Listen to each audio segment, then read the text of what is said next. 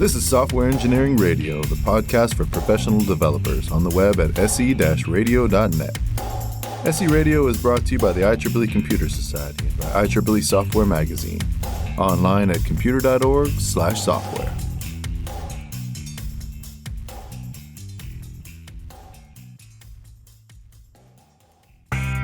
Your code is powerful, and so are you. And when you consider the reach of your code, it's clear that to deliver quality code, you must also deliver secure code. Where can you start? A first step is educating yourself on basic secure coding principles and beginning to put these principles into practice every day. Vericode's Secure Coding Toolkit is your go-to resource for all your secure coding needs.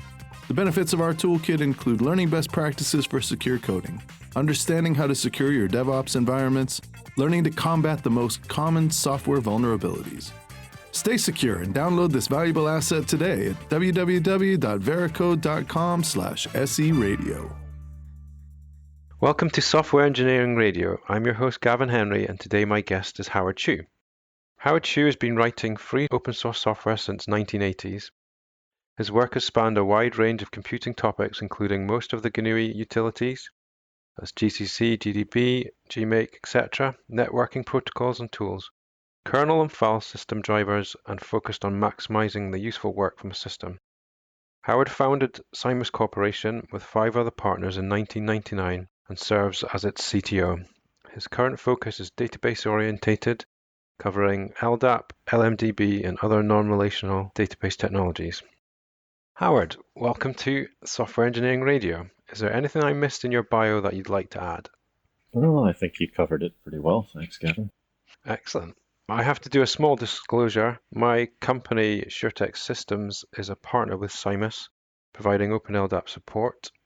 This show is about LMDB, not OpenLDAP, but it might get mentioned. So that's just to let everyone know. So during this show, we will be talking about the Lightning Memory Mapped Database, referred to as LMDB. I'd like to start with an overview of what LMDB is, move on to some key features, and then discuss how efficient it is. So Howard, what's the history of LMDB? Well, we had our first public release back in 2011, but we started thinking about the design for it as early as 2009. And the origins really come from problems we encountered in using Berkeley DB. The OpenLDAP project had been using Berkeley DB since the year 2000. Okay. So can you briefly explain what OpenLDAP is, an LDAP? Since that's where we all began, yeah. So OpenLDAP is an open source implementation of LDAP, the Lightweight Directory Access Protocol.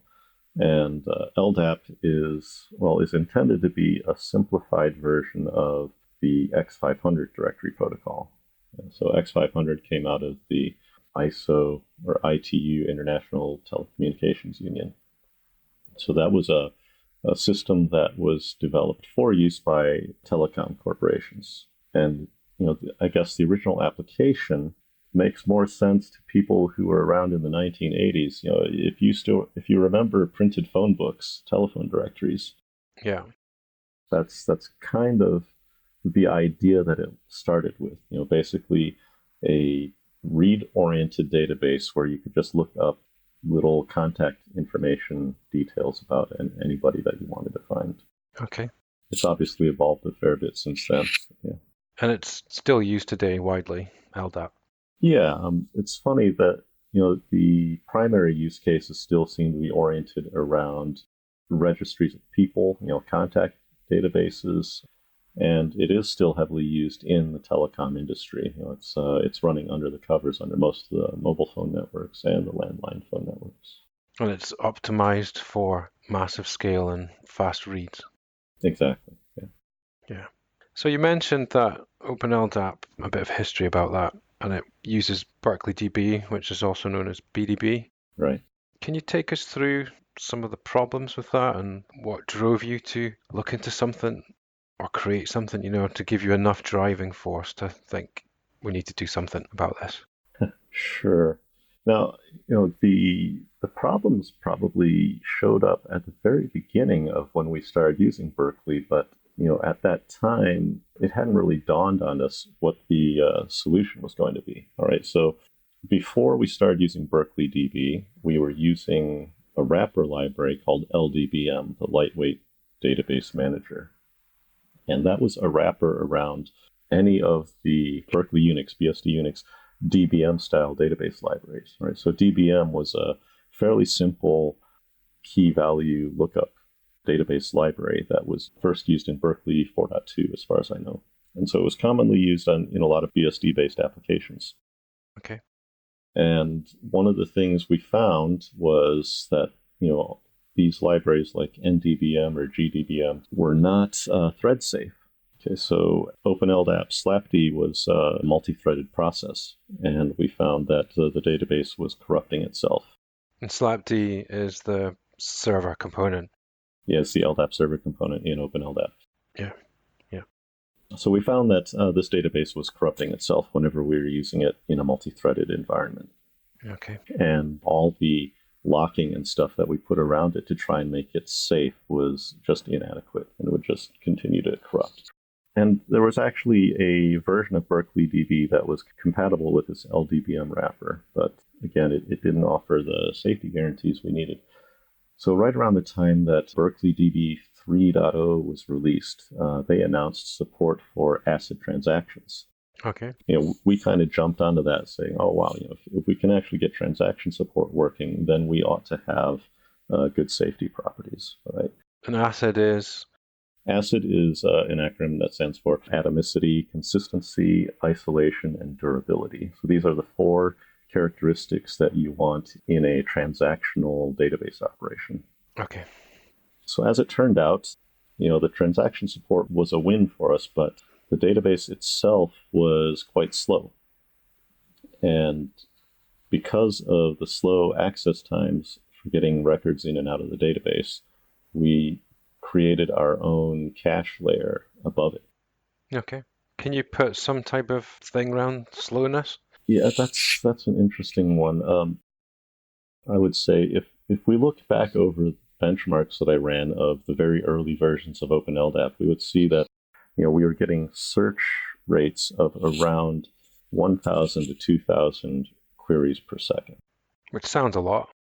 That's adequate on a very small network, but today we have the most recent versions of OpenLDAP that can do over 1 million queries per second, okay, on the exact same machine that was doing only 1,000 queries per second on the older version of the software. Wow. Yeah, there's quite a big difference. And when you look at, say, the usage that a telephone company is putting to this, all right, like a mobile phone network with 150 million subscribers, they're putting a pretty heavy load on an LDAP server. Mm-hmm. So, I mentioned we were seeing 1,000 to 2,000 queries per second on the older versions of the code that was using the LDBM interface, which also had its own entry cache. So without the entry cache, it would have been 5 or 10 times slower than that. Okay. So at that point, you're talking about fairly unusable rates. So at the start, you had something that was working, but it turned out to not be fast enough and unreliable when it came to thread-safe applications. Right. And so over the course of time, so again, this is in the years 2000, 2001, where we were first working with this and profiling the performance and saying, oh gosh, we're going to need to put a cache on top of this. And originally, I was very, very much against writing a cache layer on top of Berkeley DB, mainly because it actually, has its own caching layer, right? And over the course of several months of development, we found it actually wasn't all that fast. And if we put our own entry cache above it, we could get better performance. And so that's what we did. Now, this is where most of our problems start. By putting our own cache layer on top of it, suddenly we have a lot more configuration and tuning that we need to do. And the caches actually kind of fight each other, all right? Now, Berkeley DB, to support its transaction operation, it has its own lock management system, okay? But for us to manage our own cache layer and to do it safely in a threaded environment, we have to do our own locking on our cache layer, okay? And if we want to operate on our cache safely within the context of a transaction, then our cache and our locks have to interact with Berkeley DB's cache and Berkeley DB's locks. Okay, so all of a sudden, our lock management complexity just explodes. You've got the two layers to manage. Yeah. Yeah. And at the same time, the memory usage between the two layers is in conflict. We actually get the greatest query performance if all of the data is in our cache. But if we don't allocate enough memory to the Berkeley DB cache, then our write performance drops to nothing. And so there's this massive juggling act to optimize read performance and optimize write performance. And that would have been dependent on where the system was deployed, who was using it, how they were doing it. Exactly. And a whole specialized subject in itself. So you're basically looking for, obviously Berkeley DB would have improved over time, but you still got fundamental problems to work around. Yeah. So then that sort of brings you up to 2011 when you started looking at LMDB? Yeah, development of LMDB started in springtime 2011, and we had our first public release in the autumn of 2011. Yeah. Okay. So I think the big question would be the Lightning memory map database. What is memory mapped? We'll dig into this more in the sort of the next section, but if you could give an overview of what problem LMDB solved better than everything else out there. Okay. And why it was worthwhile to invest so much effort to write such efficient code, which will bring us on to what memory mapped means. Right. So first I'm going to step back and talk a little bit more about Berkeley DB. All right. Okay. So we had cache management problems, we had lock management problems, and another thing that we ran into was just transaction administration. All right. Berkeley DB uses a log file to support its transaction system. So the basic idea is before you do any operation on the actual database files, you write into a log file what those operations are going to be. Okay. Then you can flush the log file to disk. And once the log file is flushed safely to disk, you can start operating on the database. And theoretically, if there's a system crash in the middle of this, because you have a safe copy of the log file on disk, the next time you bring the system up, you can easily recover the database to a safe state. We did a show, episode 362, with Simon Riggs on the advanced features of PostgreSQL. Would that be similar to PostgreSQL's write-ahead log files? Yeah, it'd be very much the same idea. Okay. Most database technologies use write-ahead log, right? And again, it's the same thing here. Now, again, the theory and reality, didn't often match up. A lot of times we found Berkeley DB was unrecoverable after a system crash because something either didn't get written to the log the way it should have been, or whatever was going on, different bugs in the log manager code. And then, even when the log was working correctly, these transaction log files had a tendency to just accumulate over time. And system administrators were always complaining about, they'd be running out of disk space on their OpenLDAP partition because the log files had eaten up all the space. So, these are the kinds of problems that were driving us towards LMDB. And in the design of LMDB, all right, we have no transaction log file, right? We don't do write-ahead logging. We actually don't need it. We don't have any application level cache, all right? So there's no cache to manage. So you had a list of problems that you knew you didn't want to have in a new solution. Yeah. Exactly. Right. Yeah. So the key problems with Berkeley DB, the cache management, the lock management, and the transaction log management. And it was something that, when you see in the open source communities where rather than trying to join that project and address those issues, you took a decision to create something brand new or have a look what's out there to see that's what's almost ready. Yeah. Well, and that was not a decision we took lightly. I mean, by this point, we had invested 11 years into working with Berkeley DB, and I had actually, over the course of time, I've contributed some patches to Berkeley DB as well. I knew that code fairly intimately, and I realized that getting it to a point where we wanted it to be wasn't going to be possible. There's just so much overhead in the Berkeley DB code base that we couldn't get the type of behavior we were looking for. And that really sealed the deal for making the decision to invest time and effort into something else. Exactly, yeah. Okay. And so, so the motivation for LMDB was to eliminate those 3 pain points that we had with Berkeley, the cache management, the lock management, and the log management. Okay. I don't think we actually answered the question about Memorymapped, but we'll come back to it in a minute. Okay. So, high level, where is LMDB used apart from in the OpenLDAP project? Just so we can give a bit of background for the listeners. At this point now, it's used practically everywhere. It's used in pretty much any utility that operates the internet, right? Your DNS servers now, email servers, so Bind and Power DNS, all of the major DNS server products out there all use LMDB. Postfix, the email server, uses LMDB. Yeah, I saw the announcement from Power DNS. I think it's version 4.2. It's got support for it. Right.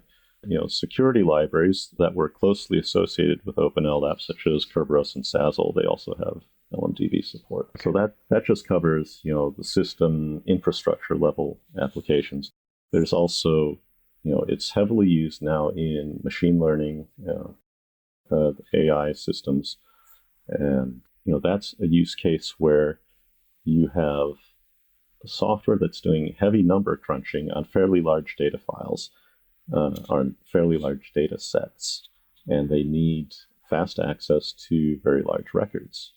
And with LMDB's memory map zero copy reads, they get the fast performance that no other database can deliver. So the problem there is that they need quick results. Yeah, and over a very large volume. Okay. And so that's been a pretty heavily active use. We're seeing a lot of cryptocurrencies adopting it for storage of their blockchains, and for similar reasons, because the blockchains have a tendency to grow fairly large over time. If you look at, say, the Bitcoin blockchain I think it's around 100 gigabytes these days. Yeah, I'm pretty sure we've done some shows on blockchain. I'll make sure they go in the show notes for people. Yeah, so those are, a lot of the common uses. Excellent. So what operating systems does it run on? Pretty much everything now. I mean, it runs on Windows, runs on Mac OS, runs on Android and iOS, Linux, runs on Solaris. And I guess because it's so widely adopted now and works everywhere, it has the ability to work with different programming languages? Yeah, there's actually dozens of, wrappers or interface libraries from any other language you can imagine. Okay. So if it can work with loads of different programming languages, how do people deploy it? Does that just depend on their application and their environment? The actual intended deployment was you just bundle it inside your application. The LMDB code is like 64 kilobytes, right? It hardly takes up any space, especially when modern applications are, hundreds of K to multiple megabytes these days. Okay. Now, in practice, I've seen that, the Linux distros are distributing it as a set of shared and static libraries. And I guess that's okay. But, I still believe, the optimal use is you just bundle it directly in your own code. And how does the database manifest itself with the application? Is it a physical file, or what does it look like? Yeah, you would usually see 2 files, right? So one is called data.mdb, and that's where basically all of the data resides. And that's a long-lived file, all right? And then you might see a lock.mdb. That's more of an ephemeral file, and it maintains, status about currently active processes using the database. Okay. And I guess there's certain security considerations that should be made for those 2 files? Well, it's normal server sysadmin. Exactly, yeah. The database should only be accessible by, whoever's authorized to use the application. Okay. So recently we did some shows on PostgreSQL, Big Data, ScalaDB, OrangoDB, and Elasticsearch. Just so we are clear, where does LMDB fit in with these types of other databases? It could fit underneath any of them, right? So LMDB is a key value store. Okay. Which means, it's actually probably the most primitive type of data storage system you could encounter. So it's usually the back end of these network-facing systems. It frequently could be the back end of any of those systems, yeah. Is that one of the decisions you made to not put networking on it because it's an embedded database? Exactly. Well, when we developed it, we're working in the context of OpenLDAP, right? So Yeah. LDAP already has its own network interface, so we didn't need a network interface at this component. Okay, makes perfect sense. I'd like to explore some of the noteworthy technical features to move on. So the big question, which we've been dodging up until this point, is memory mapped. Can you explain what that is, why it was chosen, what it solves? Is it seen anywhere else? Why isn't everyone doing it? Those types of questions. Good questions. All right, so the basic idea is conventionally when you're working with files, you have some operating system calls that say, open a file, read some bytes from this file, or write some bytes to this file. Okay, and so each of those operations is its own system call. When you memory map a file, what you're asking the OS to do instead is to reserve a space in your system memory map and pretend that the bytes of the file are the bytes of that memory range. Okay. So, when you reference any section of memory in that range, you're referencing the data of the file. So rather than your traditional sort of fopen, fseek, end of file type thing, you're loading the whole thing into memory. Yes, but you're not loading it all at once. No. The operating system works with memory in chunks, or they're called pages, right? Yeah. And so, typically on systems these days, a page is 4 kilobytes or 8 kilobytes. And so, even though your data file might be multiple gigabytes in size, and you might map multiple gigabytes of your memory map to this database, you generally don't actually touch it in units larger than 4 kilobytes or 8 kilobytes. So you'd need to do maybe a bit of planning for the memory that you've got on the system or systems versus your data set you're going to try and manage, or? Well, okay. This comes to the question about why things don't use memory mapping so often. If this were 10 or 15 years earlier, this might not be an easy thing to do because the majority of machines out there were only 32-bit CPUs, all right? And a 32-bit CPU with a 32-bit address space, you'd be limited to a database size of about 2 gigabytes, right? But now, these days we have 64-bit CPUs everywhere, even in our pocket smartphones. And, with a 64-bit address space, you really don't have to worry about running out of space anymore. So like in the LMDB docs, now we just say, you pick a large value for the maximum database size and then just don't worry about it. Okay, that makes sense.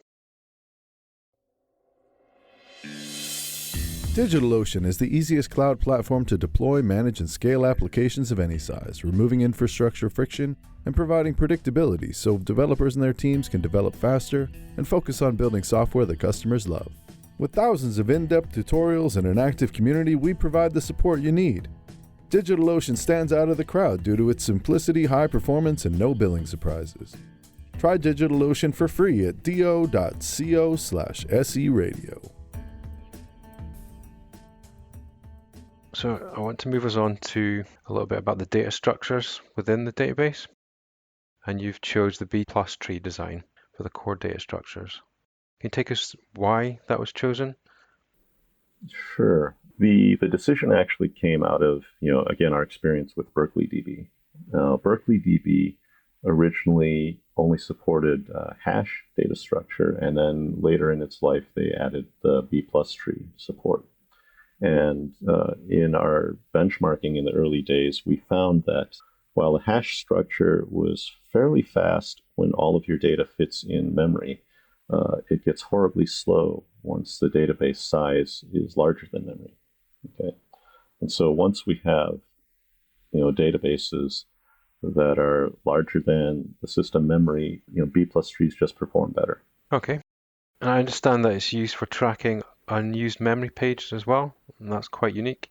Well, there's actually, two B plus trees being maintained in an LMDB environment, right?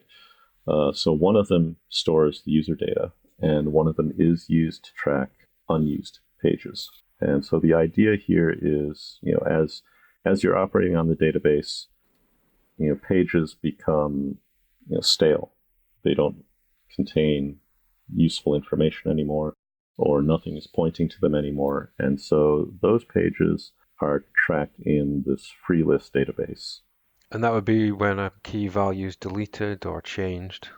So, something like that. Now, Yeah. it's a little trickier than that because LMDB uses Copyonwrite. So when we do an update in the database, we don't actually modify an existing data page, right? All of the data is stored on individual pages, but when we want to do an update, we actually copy an existing page that contains the old data and then make a modification of the data only in the copy.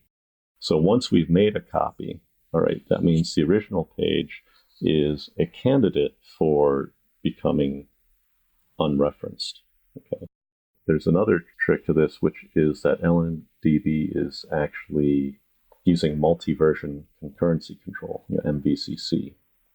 This all ties together, and it's very hard to discuss one without the other. So with MVCC, the idea is there can be multiple versions of the database state coexisting at the same time. And so applications that access the database at different points in time might be seeing different versions of the database. And so LMDB is making a new version of the database every time a transaction writes changes to the database. And because it's in memory, it's very quick to do that. Yes. Copying the pages is fairly quick. And so because every time we do a modify, we're doing a copy and then only writing onto the copy, the original pages tend to become unreferenced. They don't become truly unreferenced unless any application that was referencing an old version of the database releases that version of the database. Okay, so basically every application that's reading the database gets a snapshot, and that snapshot stays intact for as long as the application references it. And by application, do you mean a currently connected thread or something connected to the API, or just the whole application using the backend? I guess you could call it whatever process is talking to the backend. Okay, yeah, a process. So you're using B plus tree for the core data structures and also for tracking unused memory. And you're also using it in the append mode, but that's more work for the developer, isn't it? Because you have to track things. There's a couple different contexts that you could be talking about append mode, so I'm not sure which one you're referring to. I think that's the one where they want an ordered data set. Oh, okay, yeah. A B plus tree is an ordered data structure, right? So, whatever you can insert records into it with keys in random order, but internally it will sort them into whatever ascending order and always give them back to you in the same sorted order. Now, if if you can arrange for your data set to already be in sorted order when you load it in, then we can optimize that insertion process and make it go very much faster. In fact, so if your keys are in random order and you're inserting them into the database, that'll be a lot slower. It'll take multiple references to memory and probably multiple references to storage to be able to perform that. But if you have them in sorted order and you use the append mode in LMDB, then you can actually load records into the database at just about the same speed as the underlying storage mechanism. So if you've got a hard drive that'll read or that'll accept data at 500 megabytes a second, then that's how fast the data will get loaded. So that's the limit. Yeah. The actual limit of the systems you're operating on. Yeah. speed of light, electricity, everything like that. Yeah. So I've picked 4 of the big headline features. We've covered memory mapped, we've covered B plus tree design and where it's used in several places, and certain things that require a bit more thinking about. We've kind of jumbled in fully transactional with ACID semantics and MVCC and why that's so important to LMDB. And obviously one of the other big ticks that was a problem with Berkeley DB is crash proof. You already touched upon Copyonwrite, but if we could dig into that, explain that, that'd be brilliant. Again, doing some of these techniques can be a little tricky, right? So LMDB uses a memory map to access its data, and that gives us a lot of cool properties, but it also means you have to be very careful about certain things. One of them being, if you are writing through a memory map, the operating system can choose on its own when it wants to flush the contents of memory back to the storage. Okay. And if the operating system chooses to do these in just the wrong order, then if the system crashes in the middle of these updates, then you could be left with, a corrupted data structure on disk. And this is where you see on some systems things like checkpoints and flush to disk settings every 5 minutes or every X megabytes or kilobytes. Yes, exactly. And that's why you need these things. And, just as a point of comparison, another well-known database that used memory mapped technology was MongoDB. And it was quite famous for having its structures get corrupted on a crash. And that's because it didn't use Copyonwrite. Exactly. The reason we use Copyonwrite is to avoid these corruption issues. That means that no matter where in the process of updating the database, no matter where it crashes, there will always be a consistent data image on disk because we never modify any page that's currently in use. Okay. And is this some computer science technique, not something provided by the operating system? Copyonwrite, I suppose you could call it that.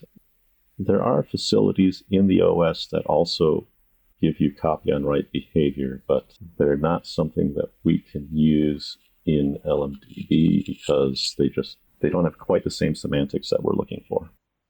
Okay, and they might not be consistent across all the operating systems that you work on.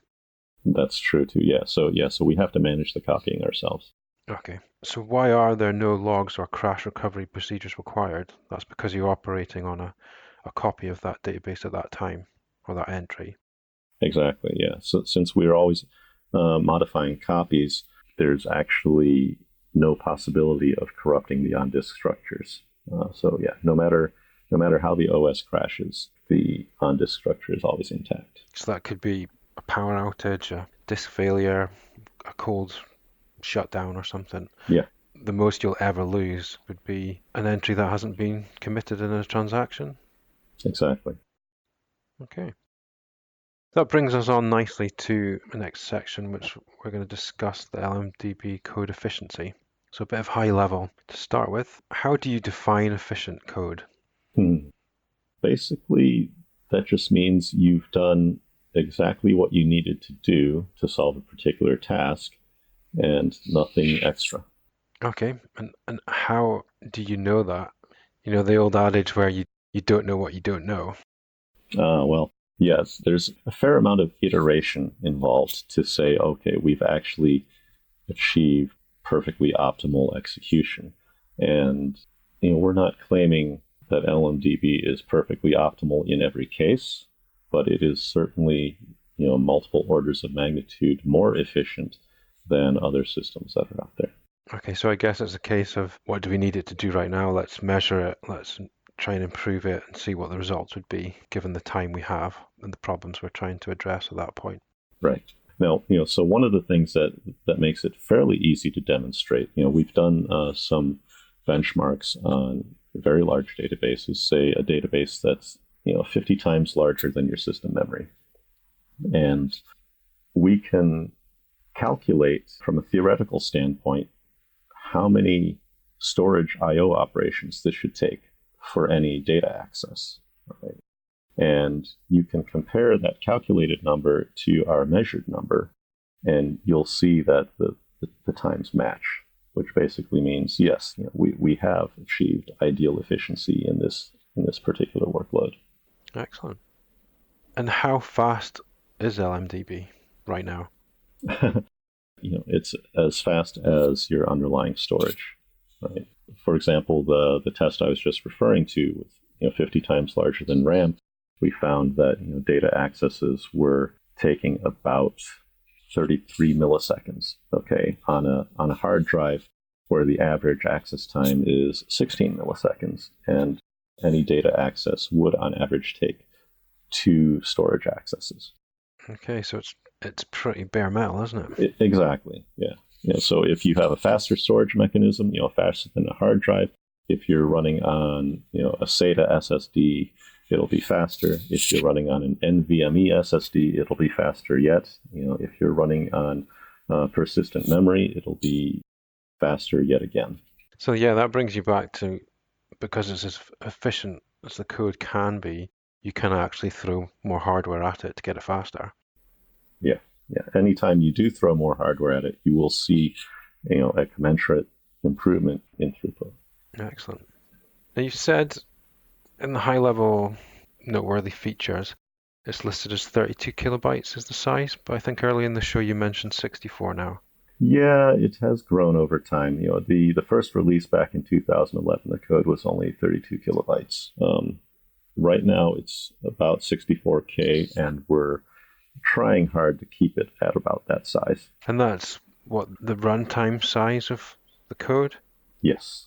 Obviously, the database will be whatever size it needs to be, but that's what's living in memory at that point. For the code, yeah. And why is it important to have that as a small size?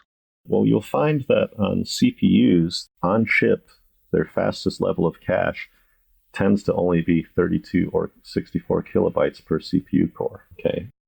So you can load all the code into cache. Yeah.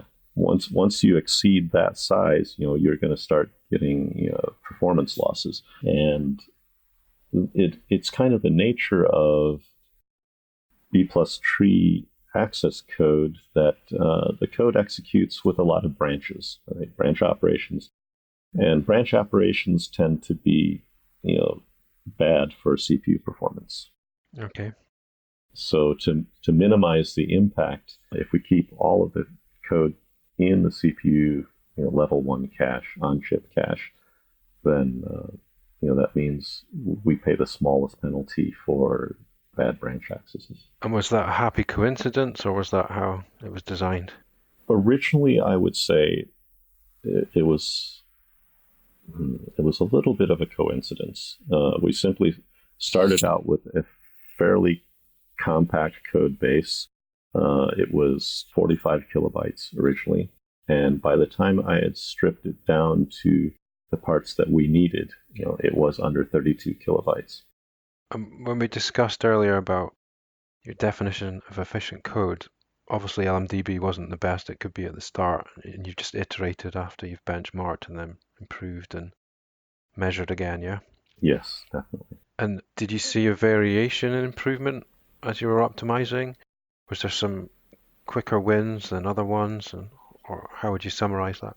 It's interesting because the read performance, which is what we actually are most concerned with, the read performance has been about the same from beginning till now. I mean, it's always been good. Yeah. All right. And so the tweaks and optimizations that we've been doing over time have all been to help improve the write performance. Okay. And if you look at it, LMDB is today probably hundreds of times faster at reads than it is at writes. Okay. Yeah. So yeah, all of the work and all of the tweaking has always been focused on improving the write throughput, because the read throughput has always been just uniformly good. So that would allow users and developers to not just worry about the speed to load up the data into the system to then benefit from the fast read, but also then consider using it for reading and writing in their application. Yes, exactly. Just to make it more generally useful. Okay. I unfortunately didn't get to come to your QCon presentation last month, but I read over the slides that they published, and you have a lot of brilliant quotes in there. But one of my favorites is, we should forget about small efficiencies, say about 97% of the time. Premature optimization is the root of all evil, yet we should not pass up our opportunities in that critical 3%. And that was by Donald Knuth from his Computer Programming as an Art from 1974. Yeah. Can you take me why you chose that quote? That's actually an extremely well-known or frequently quoted bit of wisdom, although I think it's more frequently misquoted. Yeah, the one that goes around is a lot shorter than that normally. Yeah, the one that goes around is optimization is the root of all evil. And I think, at least the most recent 2 generations of computer programmers have been raised with that drilled into their heads. I mean, that's the impression that I get. Yeah. That optimization is the root of all evil. And, even to qualify it further and say premature optimization is the root of all evil, which would make that quote a lot more, useful. That still doesn't cover a lot of what we're seeing in the software industry today. OpenLDAP has been around for 20 years. LMDB has been around for 8 years. 20 years is a long enough time that you can say, no attempt at optimization you make here will be premature. It's been around long enough that nothing you try to do to that is going to be premature. Now, if we dialed back to 2005, 2003, when we were doing a lot of optimization work in OpenLDAP, the point of it is, once you get some code working and behaving the way it's designed to behave, then it is no longer premature. Right? Once the code is working the way it's supposed to work, you should start thinking about optimizing it. And what I see in software around the industry today is that there's a lot of completely unoptimized code out there in production, and people are using this quote as justification, saying optimizing it would be evil, would be a poor use of our time, it would be a bad idea, whatever. Yeah, that's what it comes back to, is an effort, time, money matrix, doesn't it? Yeah. But also, if it's good enough and it's working, right? Who drives those metrics to make everyone want to make it be faster, or whatever their requirements are at that point? Yeah. Apart from personal integrity and the drive for that. Oh, that's a good question. And again, the quote, the full quote, that you provided there with the 97% and the 3%. I think the problem, again, that LMDB illustrates is it's more than just 3% that's optimizable. It's much more. And that's probably because we have so many layers of people ignoring 3% built on top of other layers of people ignoring 3%. And, accumulating this over decades gives you software that's pretty horrible. Yeah, and you get to some point, like you mentioned, with the driving forces of LMDB, Berkeley DB, and the multiple layers, once you start digging, you have to dig down to the foundation or throw it out because you can't do any more with it. Yeah, that's exactly it. Okay, so if there's one lesson you could teach every developer out there, what would it be? I can guess the answer. Well, I kind of tried to wrap those messages into that QCon presentation too. The first rule, of course, is software must be correct, right? Software that isn't correct doesn't help anybody, right? So always focus on that. Correctness must come first. But immediately after that, you have to remember that computers are supposed to be fast. And even if you get the right answer, if you get it too late, then your software is still wrong. So the lesson would be to make sure, however you do something, that it delivers the correct results, and then go from there. Yeah. Okay. So would you say everything should be written in C? I thought I've been waiting to ask that question. Probably not. No. But I focus on infrastructure level code. And in that context, I think probably yes. Yeah. Okay. For infrastructure, efficiency is paramount. Okay. Obviously, after correctness, it must be efficient because there's so many other things being built on top of you that need to perform well. And they can't do that if your own infrastructure layer is performing poorly. So when you look at your whole project or application, for example, something that has LMDB at the root, you want that base level project or library to be the most efficient and fastest that it possibly can because you're building up from there. Yeah. And if you're going to be building complex systems above it, then you need the foundation you need it to be solid and you need it to be efficient. Okay. Now, what you build above that could be in any language you want, right? And whatever is most suitable to the task that you're trying to solve. So, yeah. Yeah, and the access to the developers and skill sets and how the company operates. Right. Definitely. Yeah. So at the infrastructure level, I do believe everything should be written in C. You need that efficiency. Just so we're clear, LMDB is written in C. Yes, that's right. OpenLDAP is also written in C, but LMDB in particular is written in C. It would be difficult to write it in any other language. A lot of other languages don't even provide access to memory map APIs, right? So yeah, you've gone as low as you possibly can, really, apart from maybe assembler. Yeah, apart from going to assembly language. And that's the other thing, too, is you don't want to go any lower than that because once you dig into assembly language, that means your code is no longer portable and you have a lot more work to do if you want to run it on different platforms. Yeah, you're tied to the CPU, aren't you? And that's the whole point of C in high-level languages. Exactly, yeah. Okay. So where can people find out more, reach out to you, follow some of your work, get involved if they've got the skills, or how do they get in touch? We have the lmdb.tech website, which collects all of the documents and benchmark tests and all the other stuff that we've done around LMDB. So you can certainly do a lot of reading and research there. That would be a good starting point. The Symas.com website will point you to some of the less technical articles that we've written around this subject. If you want to discuss any questions you might have, use the OpenLDAP-technical email list. Okay, and you're on Twitter as HYC_Symas. I'm pretty active on there. That's right. I'll make sure these links are in the show notes. The documentation, I would say, for LMDB is really good. The Getting Started guide is really good to follow. Okay, Howard, thank you for coming on the show. It's been a real pleasure. Thank you, Gavin. This is Gavin Henry for Software Engineering Radio. And thank you for listening. Thanks for listening to SE Radio, an educational program brought to you by IEEE Software Magazine. For more about the podcast, including other episodes, visit our website at se-radio.net. To provide feedback, you can comment on each episode on the website or reach us on LinkedIn, Facebook, Twitter, or through our Slack channel at seradio.slack.com. You can also email us at team@se-radio.net.